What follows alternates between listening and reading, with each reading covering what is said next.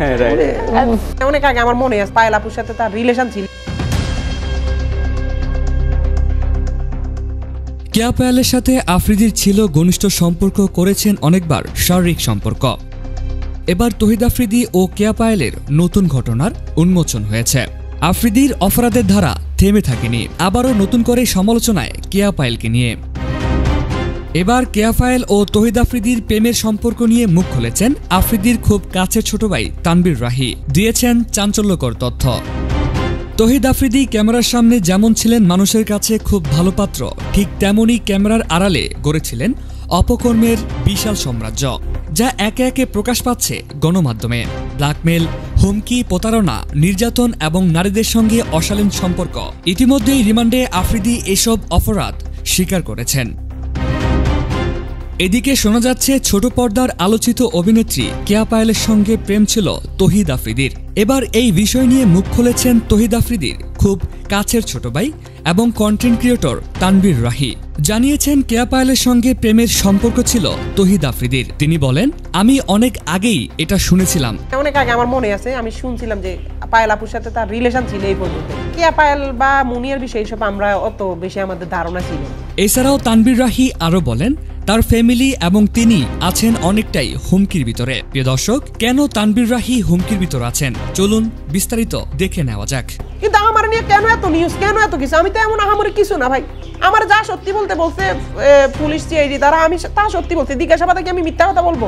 মিথ্যা কথা বললে তো আমার অবস্থা খারাপ হয়ে যাইতেছে। কোথায় কি দেখতেছে যে আমার কোনো ইয়া নেই, কথাবার্তা নাই। ওনাদের কাছে তো ফোন কল টল সবে থাকে, দেখা যায় এগুলো কিছুই নেই। না আমার কারণে তো ভাই আমার ফ্যামিলি অনেক চাপ সৃষ্টি হইতেছে। যেমন মানুষ ছড়াই দিছে আমি নাকি তহিদ আফ্রিদিরে ধরাই দিছি। এই যে এই মিথ্যা নিউজটা যে করছে ভাই, কি লাভ হইলো? কোন আমার জীবনটা না ধ্বংস হয়ে গেল?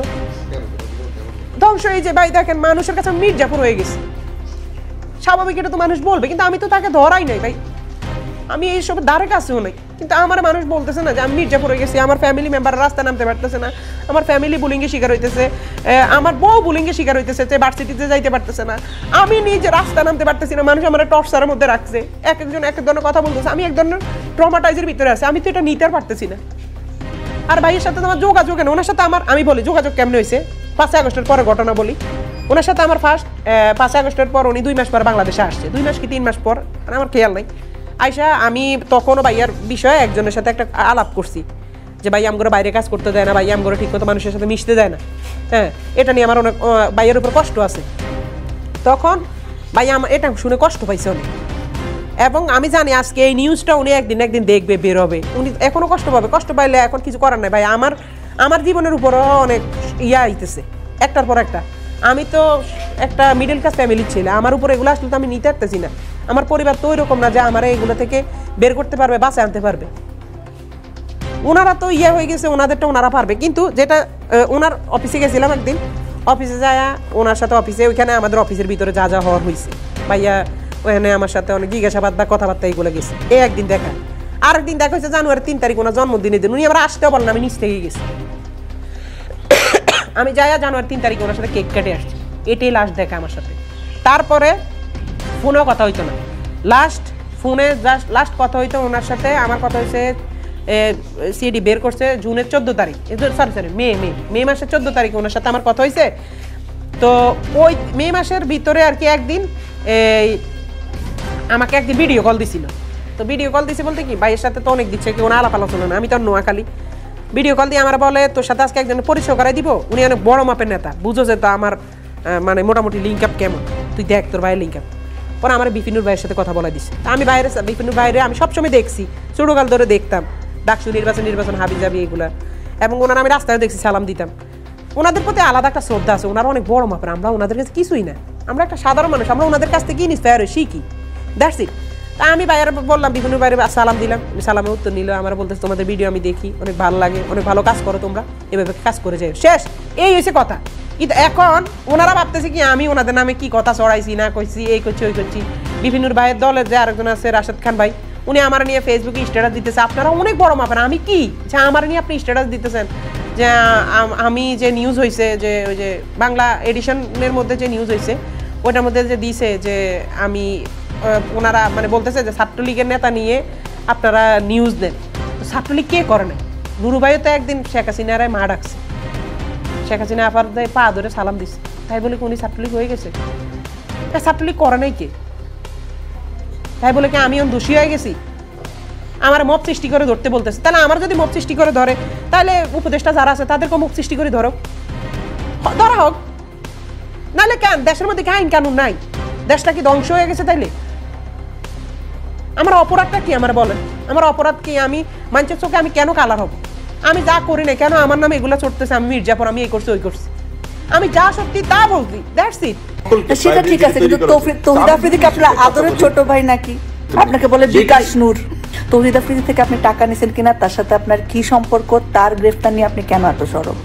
না, এটা একেবারেই ভুল কথা। তার সাথে ওইভাবে আমার কোনো ব্যক্তিগত কোনো সম্পর্ক নেই।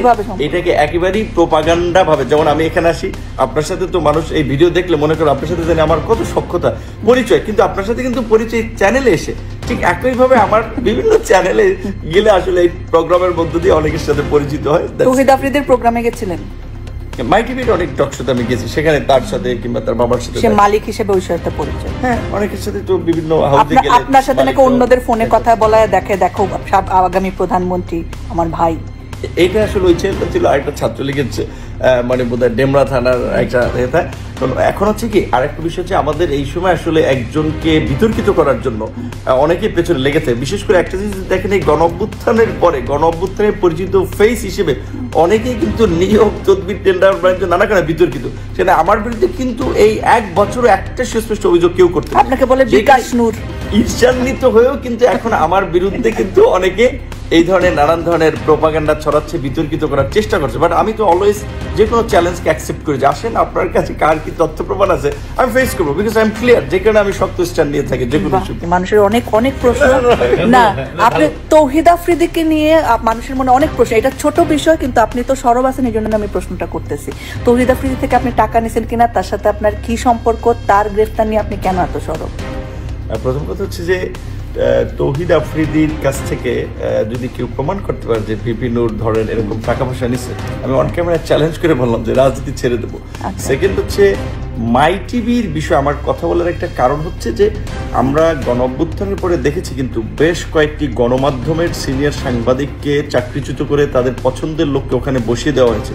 অনেক গণমাধ্যমের মালিকানা কিন্তু গোপনে গোপনে লিখে নেওয়া হয়েছে।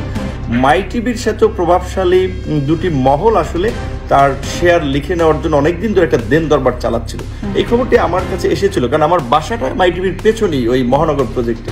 তো যখন এই তৌহিদ আফ্রিদি কিংবা তার বাবাকে আপনার এই যাত্রাবাড়ি থানার ছাত্র হত্যার মামলায় গ্রেপ্তার করলো, আমার কাছে এখানে দুটো বিষয় থেকে কথা বলার আসলে প্রসঙ্গটা মনে হয়েছে। এক নম্বর বিষয় হচ্ছে যে গণমাধ্যমকে এইভাবে টেক ওভার করবে, যেটা জনকণ্ঠ আমরা দেখেছি, এটা আমরা যদি সমর্থন করতে থাকি এইটা কন্টিনিউ থাকবে, পরবর্তী পলিটিক্যাল গভর্নমেন্ট আসলেও কিন্তু এইটা চলতে থাকবে। সেটা খুব ভালো একটা এক্সাম্পল সেট হচ্ছে না।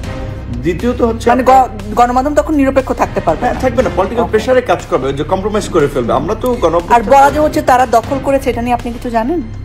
মাই টিভি যে দখল হয়েছে বলছে যে আরেকজনের মালিকানাকে দখল করেছিলেন নাসিরউদ্দিন সাথী, এটা নিয়ে জানেন কিছু? না, আমি এটা জানি না। তবে এটা যদি ধরেন তাদের এরকম অভিযোগ থাকে, তারা যথাযথ কর্তৃপক্ষকে অভিযোগ দিলে সেটা নিয়ে ব্যবস্থা নেওয়া, সেটার বিরুদ্ধে কিন্তু আমি কোনো কথা বলবো না। আরেকটা কথা বলছি আমি এই কারণে, আমার দল করে, আমার দলের আইন সম্পাদক যে আমার গ্রেপ্তারের সময় আইনি লড়াই করেছে, তাকে কিন্তু আশুলিয়াতে ছাত্র হত্যার মামলা আসামি করেছে। অর্থাৎ এই মামলায় অনেকে যে পলিটিক্যাল মোটিভ থেকে অনেককে জড়িয়েছে সেটা একটা নমুনা। সেকেন্ড হচ্ছে এই তৌহিদ আফ্রিদি বা তার বাবাকে যে ছাত্র হত্যার মামলায় গ্রেফতার করলো, এটা তো প্রুফ করতে পারবে না। আমার কথা ছিল তারা যদি আওয়ামী লীগের দোষর হয়ে থাকে, মানে সেটা তো পরে দেখা যাবে প্রুফ করতে পারে কিনা। আপনি কেন এটাকে মানবাধিকার লঙ্ঘন বলছেন? যখন একটা মামলা হয়েছে তখন তো ধরবেই, তাই না? গ্রেফতার করবে না? মামলাগুলো আমরা শুরুর দিকে সরকারি পর্যায়ে আমরা বারবার বলেছিলাম যে ঢালাওভাবে মামলা হওয়ার ফলে এই মামলাগুলো গ্রাউন্ডে মানুষের প্রশ্ন উঠছে, দেশি বিদেশি মানবাধিকার সংগঠন, বিদেশিদের কনসার্ন যে সাংবাদিক, ব্যবসায়ী, গণহারে যাকে তাকে মামলা করছে, এর ফলে কিন্তু প্রকৃত অপরাধীদের বিচার করা কিন্তু মুশকিল হয়ে যাবে। আপনি কেমন জানেন কে প্রকৃত অপরাধী? এটা তো গ্রেফতারের পরে, তদন্তের পরে বোঝা যাবে। তা আপনি যে প্রথমেই বলে দিলেন এটা মানবাধিকার লঙ্ঘন, এটা কেমনে বললেন? আমার তো একটা পলিটিক্যাল লিডার হিসেবে সমাজের চলমান অসঙ্গতি নিয়ে কথা বলাটা আমি মনে করি আমার দায়িত্ব, এবং আমি সেটা করি। যেমন আমি বলছি যে আগে এই সরকারের দুর্নীতি দুঃশাসন দূর করার জন্য আগে সরকারি অফিস আদালতকে দুর্নীতি মুক্ত করতে হবে, তার জন্য সরকারি